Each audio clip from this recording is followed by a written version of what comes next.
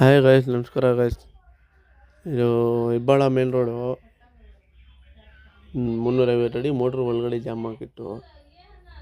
ಅಲ್ಲಿ ಹೆಂಗೆ ಜಾಮ್ ಆಯ್ತು ಅಂತ ಮೋಟ್ರ್ ತೆಗಿಯೋ ಟೈಮು ಕ್ಲೀನಾಗಿ ಮೇಲೆ ಬಂತು. ಹೋಗಿ ಮೋಟ್ರ್ ವೆಂಡಿಂಗ್ ಹೋಗ್ಬಿಟ್ಟು ಪಂಪು ಇಂಪ್ಲರಿ ಎಲ್ಲ ಹೊಸದಾಕಿ ಬಂದು ಫಿಟ್ಟಿಂಗ್ ಮಾಡಿದ್ದೀನಿ. ಬರೀ ಅರ್ಧ ಅಡಿ ಕೇಬಲ್ ಕಡಿಮೆ ಆಗಿತ್ತು.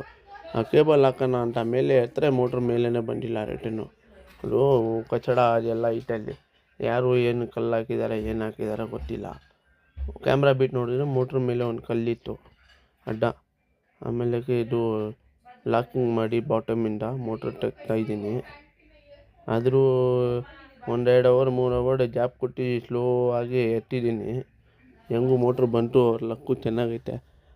ಆದರೆ ಪಂಪು ಎಲ್ಲ ಪ್ರೆಸ್ ಆಗಿ ಪಂಪ್ ಬಾಟಮ್ ಎಲ್ಲ ಕಟ್ಟಾಗಿ ಮೇಲೆ ಬಂದಿದೆ. ನೋಡಿ ಹೆಂಗೆ ಪ್ರೆಸ್ ಆಗಿದೆ ಇದು.